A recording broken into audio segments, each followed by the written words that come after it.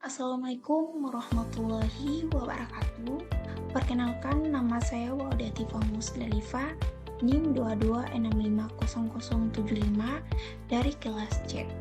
Di sini saya ingin mempresentasikan mengenai materi kecerdasan buatan. Yang pertama adalah pengertian kecerdasan buatan. Kecerdasan buatan atau artificial intelligence biasa disingkat dengan AI, diartikan sebagai kecerdasan yang dibuat.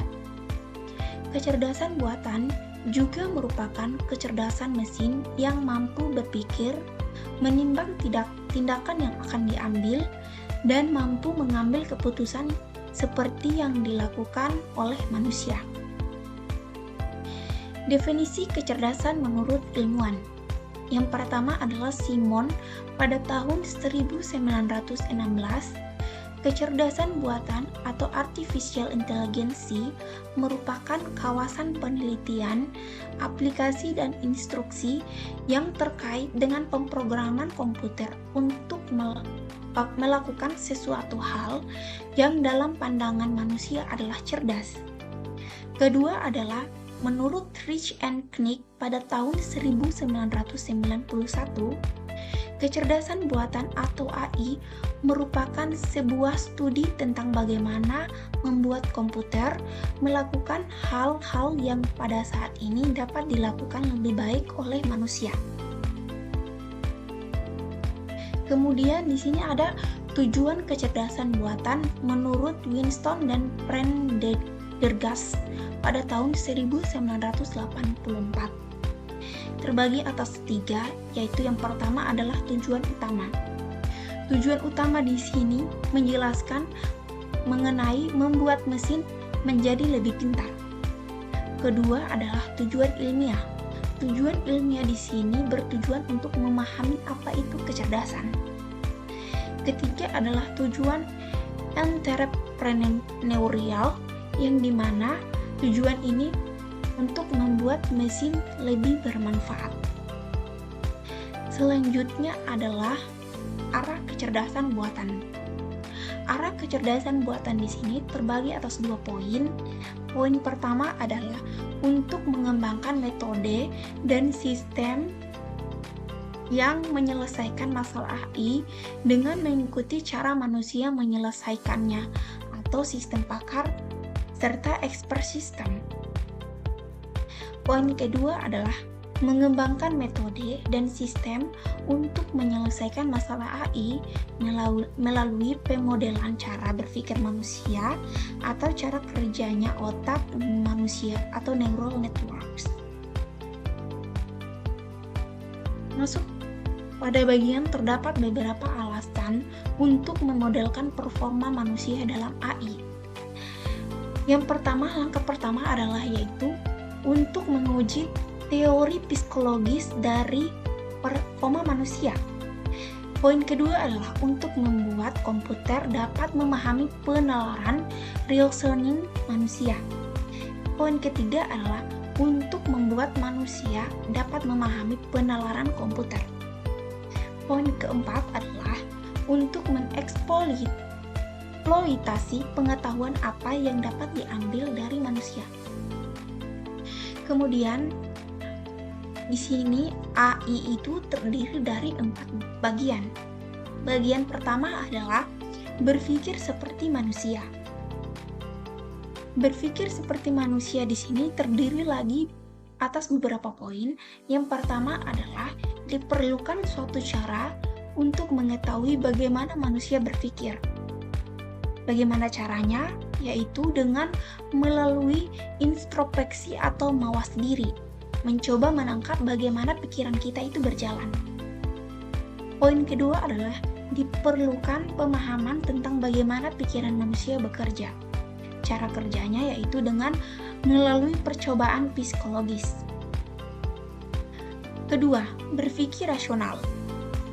Berpikir rasional di sini yaitu dengan cara berpikir secara logika.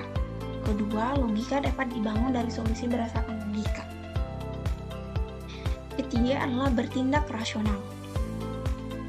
Bertindak rasional di sini terdiri atas 2 poin.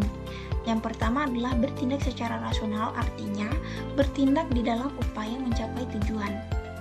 Kedua, di dalam lingkungan yang rumit, tidaklah mungkin mendapatkan rasionalisasi sempurna yang selalu melakukan sesuatu dengan benar.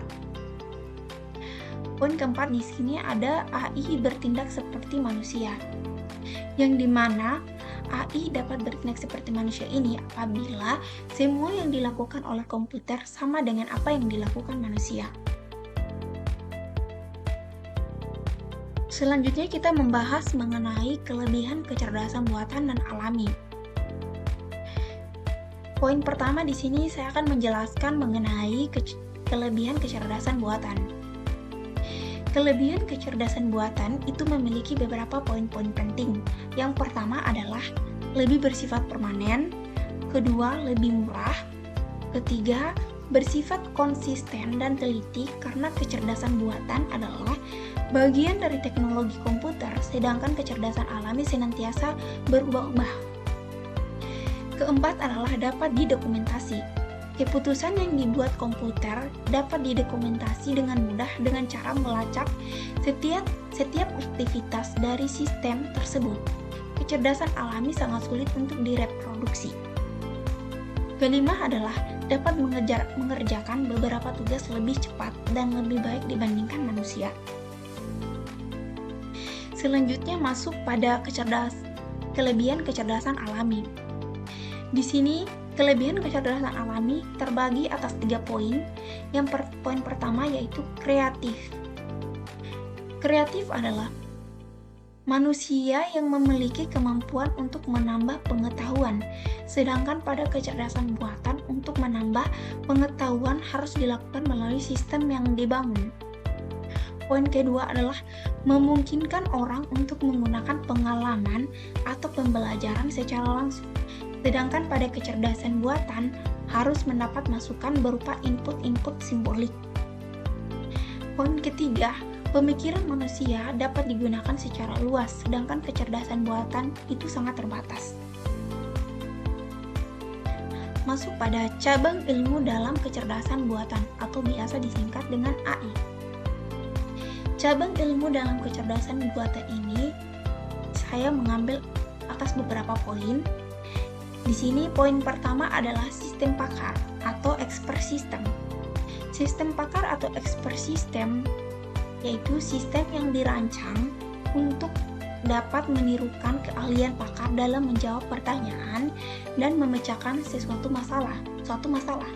Contohnya adalah sistem pakar untuk mendiagnosis penyakit mata.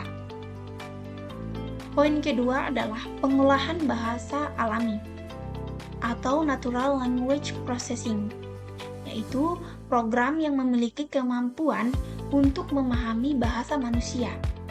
Bentuk representasi dari suatu pesan yang ingin dikomunikasikan antara manusia, yaitu contohnya Google Translate.